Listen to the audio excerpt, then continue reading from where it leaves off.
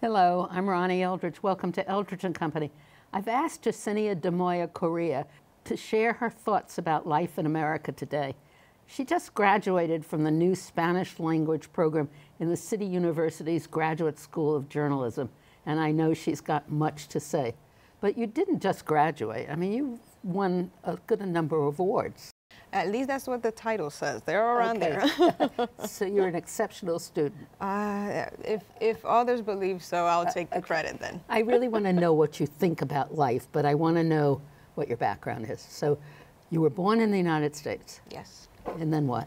My parents decided that Dominican Republic was the place to raise me. Me and my brother, when we were 7 and 5 years old, they took us back to their homeland, to their country, and that's where I've lived and started my career, most of my time. And what's the career in journalism? Yes, I started as a journalist there, as a general assignment journalist, working for print and radio outlets, and specifically working on health, science, and environmental issues. Until today, that's still my beat. So were you always interested in being a journalist? Were you a writer? Yes, in school? When I started in high school was where you more or less start developing this interest of, or at least getting the glimpse of where is it that you more or less fit and how you are going to add anything to society. Professors would always tell me, you are a very good writer. You should think about entering into communications or into the journalism career.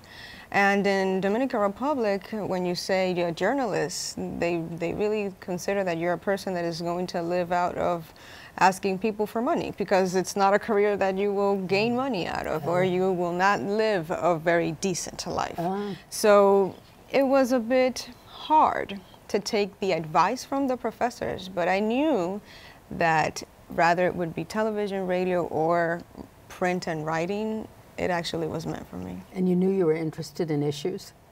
Yes, yeah, definitely. Social issues, injustice. Did you have a lot of friends in high school and college that felt the same way? Interested in the career? Yeah. Not necessarily. No. And in the world? Oh well, yes. I have a very big network of colleagues, not only from Latin America, but here in the United States, that they are interested in trying to show and portray these stories of people that are being underserved and that are not being listened to. That's so interesting. So they feel it's a national pride almost. Sure. Yeah. Sure. Why so not? So let's take you from the Dominican Republic to New York. Why did I come back? Yeah. Sometimes I ask myself the same question, Ronnie. But specifically, I had a very particular interest. When I was in Dominican Republic, things got a bit hard in trying to find opportunities when you're a female journalist, a young female journalist, trying to talk about sustainable tourism and fighting against inequity. It gets a little bit hard to get the voice out. So I thought that probably I needed better skills or better tools to be able to address these obstacles that I was having.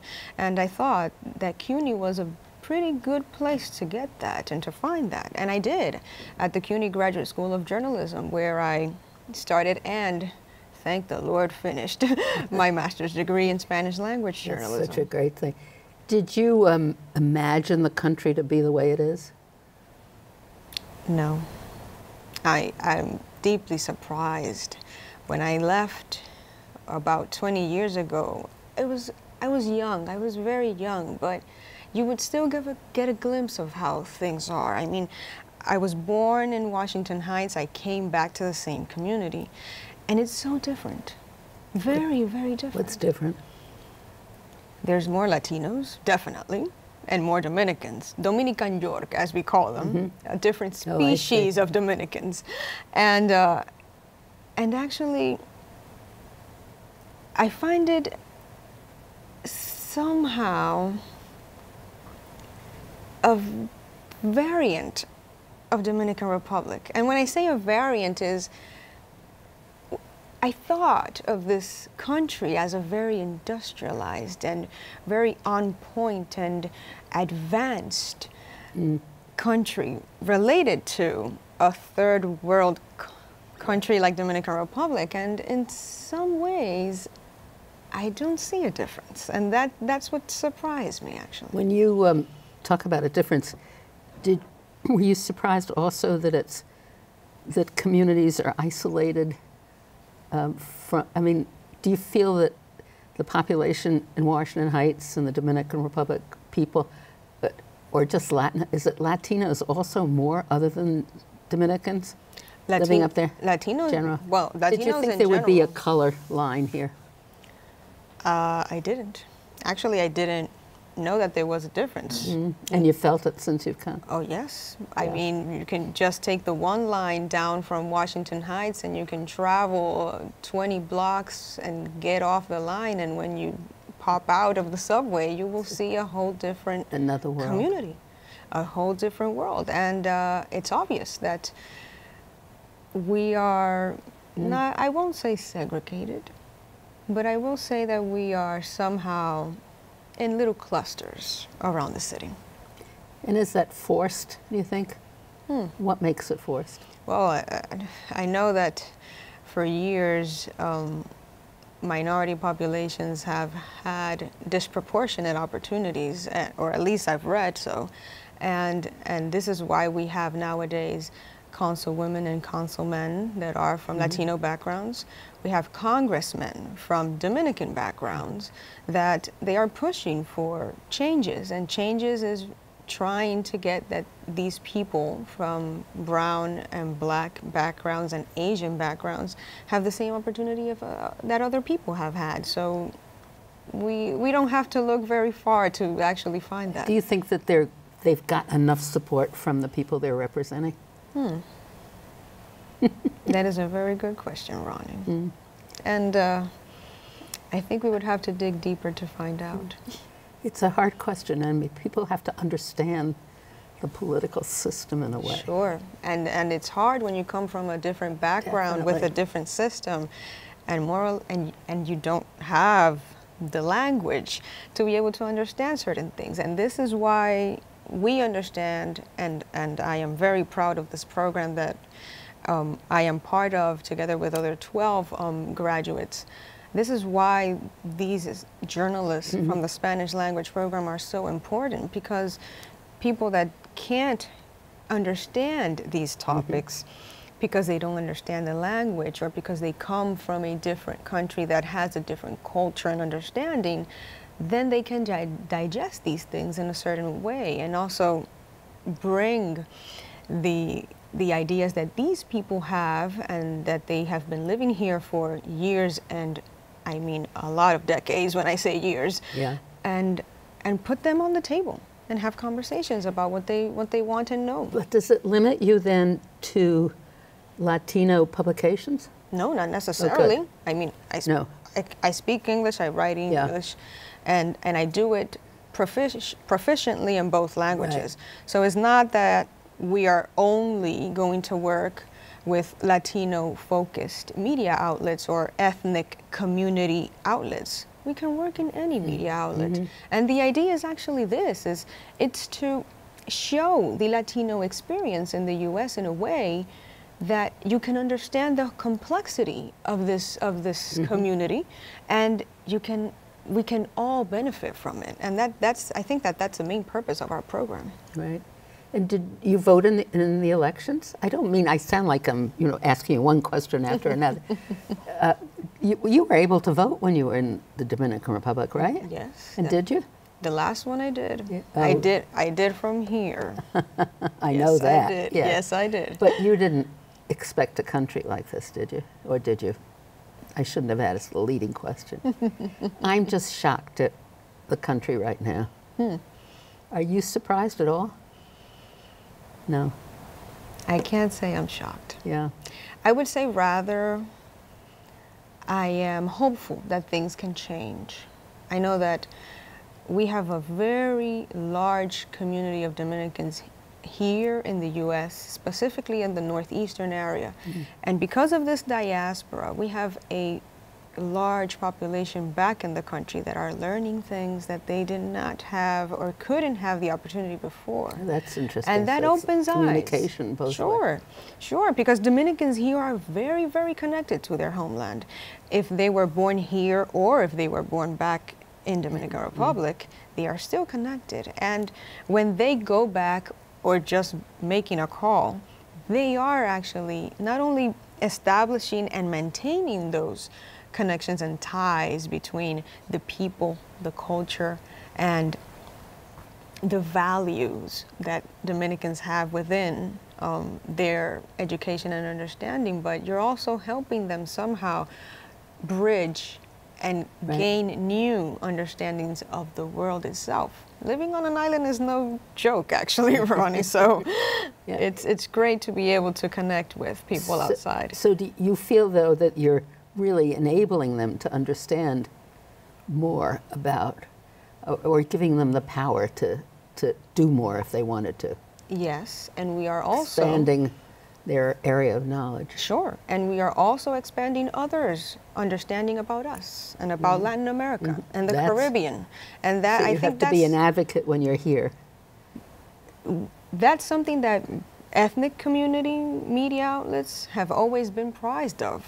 Somehow, more or less, we are advocates for our communities, but this is something that now mainstream media is coming back to us and asking, how do we cover and how do we create this, let's say, barrier that we can protect our audience from all this new politics, all these new rhetorics, and all these new ideas from administrations like the one we have now, pushing for certain things. So you sense a whole new energy in the field of diversity.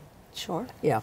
Sure. So that's a very positive thing. Yes, yes. Yeah. We're talking about transnational coverage in media outlets. We're talking about transcultural journalists that have language skills, that have international experience, that have diverse backgrounds. It's a whole new wave of and ways of covering for mainstream media outlets, and I think that that's also going to create a big shift for this country. So as a Dominican American, do you feel closer to America or to other Latin countries? I am right in the middle. Right. Right in the middle.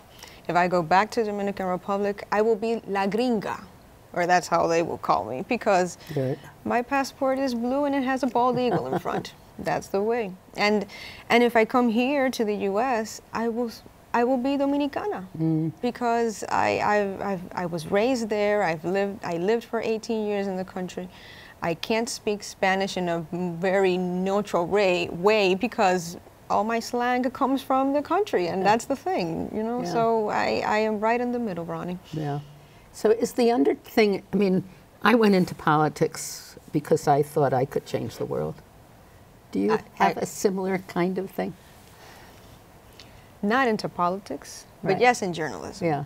Because journalism, I mean, it's all the same. Sure. You know, they all are interrelated. Sure. The journalism is there to the social value and to encourage and develop and stuff like that. Yeah, definitely, definitely. Yeah. The idea that journalism has in the end is to try to push for social change that can help those groups of people that have been underserved or that have been misinformed or... So you do feel you have a mission?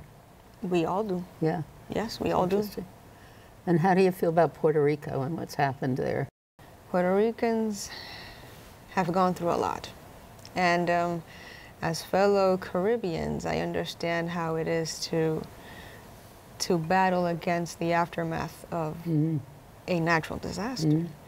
And in Puerto Rico's case, is very complex, being a U.S. territory. Right, and they're American citizens. And being American citizens and not having the same treatment as other American U.S. citizens. Exactly. So it's very hard to be able to acknowledge that people so close to us have to still struggle. Have to struggle in the way that they are doing so. And I think that media outlets from Puerto Rico specifically the Center for Investigative Journalism back in Puerto Rico, and other media outlets here in U.S. main territory, they are trying their best to show the real facts behind what's happening They in Puerto forced Rico. this new recount of deaths death toll. and stuff. Yeah. And the governor said that he assumed that he has to take that in his hands, like if there were anyone else that has to take that in How do you their think hands. people felt with his being so cordial with Trump? He was really in a tight spot, I guess. Yeah. He needed the Probably. money, Definitely. and then he offended other people who didn't agree with his courtesy or something. Is that right? Well, we understand that in politics you have to take a stand or a position, right? And we should. And we understand that, right? Yeah. But sometimes it has a cost, or every time it has a cost, and we have to acknowledge what cost that is going to be. If it's going to be a financial cost, if it's going to be a reputation cost, if it's going to be people's lives. And I think there wasn't a good measure about which were the consequences there. It's interesting. And what do you think about our current debate on sexual harassment? Even the media has its has its own cases with Me Too. Is the Dominican Republic a more macho society than here? Even more so? I wouldn't say more macho, because with the movement we have right now, we're not far away. Yeah. And here is where I established that we have more connections between U.S. and different countries of Latin America. We have a very, very, very, very close connection. And it's, to me, it's remarkable to see how a movement like Me Too, it's shifting the way we're looking, not only our political representatives, but our media people and even the most famous people from Hollywood. I mean, we're looking at the industries that somehow made this country or have built this country, and women have never been treated equally, right? Exactly. And that's a universal kind of thing. This is something I've dealt with in Dominican Republic, and I know colleagues that have done the same in Central America and South America, and apparently this has no end. It was interesting when you said that some of your teachers, well, I mean, it shows also how important it is to encourage people when they commented that you're a good writer, right? That kind of support and encouragement is so important, and it's lacking, I think, in so many places. Your mother feels she had the same opportunities? My mom? Yeah. It's odd, because my mother was raised here in New York, and then she had the opportunities, but because of the way she was raised under a very male-oriented society or male-oriented values, she always thought that she had to be the shadow of her husband somehow, and that affected also her career. So let's say a difference in generation now. I'm married and I love my husband, but we know that we have both to work our paths to be able to have each and every one of us our careers and have also our impact in society. But that's not just typical of the Dominican Republic. I mean, I come from a generation where, you know, maybe you go to school, you go to college, you get a job for a little while, you get married, and you have children, and that's your life. It is so hard, right? Yes, it is. And we accepted so much more. It's so interesting. Yes. And it was much harder, but it's still hard, isn't it? Are women in top positions in the Dominican Republic or in the? I can speak for the industry I know. Yeah. And in the 6 newspapers we have in the country, we have only 1 woman in a position of power, and she is the subdirector for the newspaper Diario Libre. Her name is Inés Aispun, and that is the only woman we have in top power for the newspaper media outlets. In the government? In the government, oh yes, we do. Our vice president is Margarita Cedeño de Fernandez, which is, she has been for quite a while in politics, and part of a very interesting group of leaders from a very liberal party that we have in DR. So we do have. Yeah. Do you think the community here, the women is empowered? Yes. Here? You do think? Yes, I do think. We need more organization, I would say. I know that Dominicans are at least half of the Latino population here in the city, and I would like to see more Latinos involved, not only in politics, but any other areas in the city, like in wide. And I think that it's something about organizing. We are empowered. It's just a thing about getting together and starting to find those spaces where we can make differences. I remember in a coverage I was doing in Washington Heights how we were speaking about the lack of a strategic distribution of arts and recreational centers for the communities that live in northern Manhattan.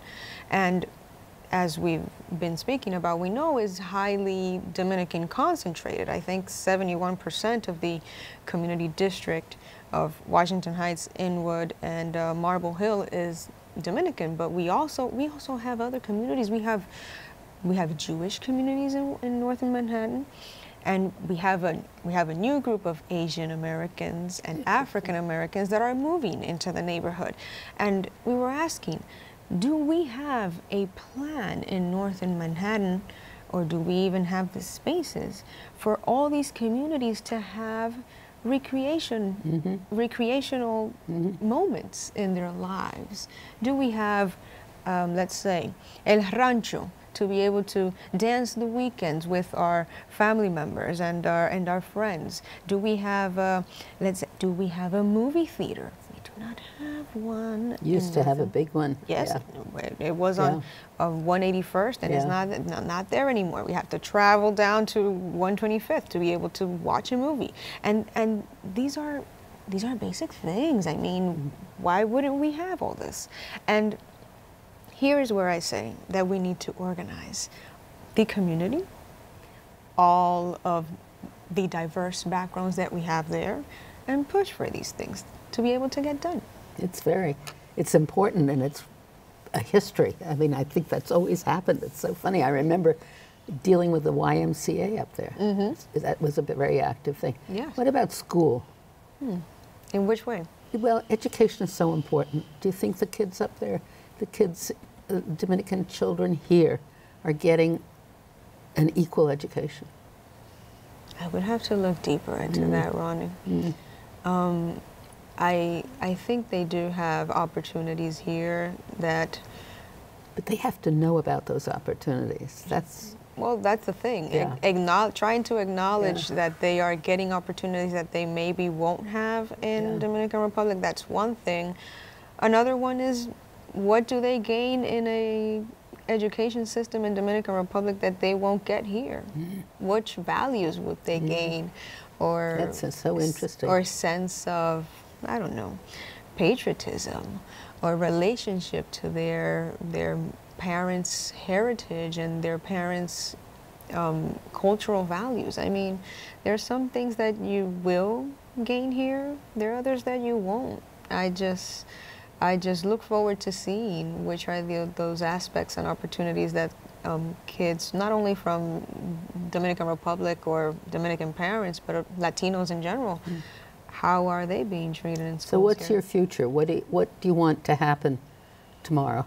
Not long time, because you never can predict that, but what do you want to happen tomorrow? You want to be offered a wonderful communications position. I think that would be, that's all every graduate would love that, Ronnie, I definitely. But not only offered, I mean, I look forward to having the opportunity to creating my own media outlet. Oh, interesting. It doesn't necessarily, I mean, if someone offers me something right now, yes, definitely, let's negotiate, we'll get to something. But yes, I think we can also create new areas and opportunities for others and to for expand. Everybody. Yes. Because you're doing it as benefits everybody. Sure. Well, we've come to the end of this program. Thank you so and much. it's been so interesting, and I'm so glad to meet you. Thank you. Thank it's you. an honor, Ronnie. Thank you.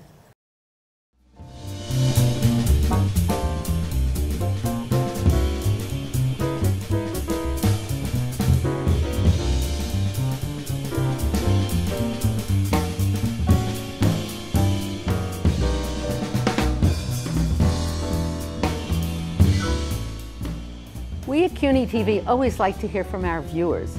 So if you have any subjects you'd like to explore or people you'd like to hear, please let us know. Write to us at CUNY TV, 365 Fifth Avenue, New York, New York, 10016, or go to our website, cuny.tv, and click on Contact Us. We look forward to hearing from you.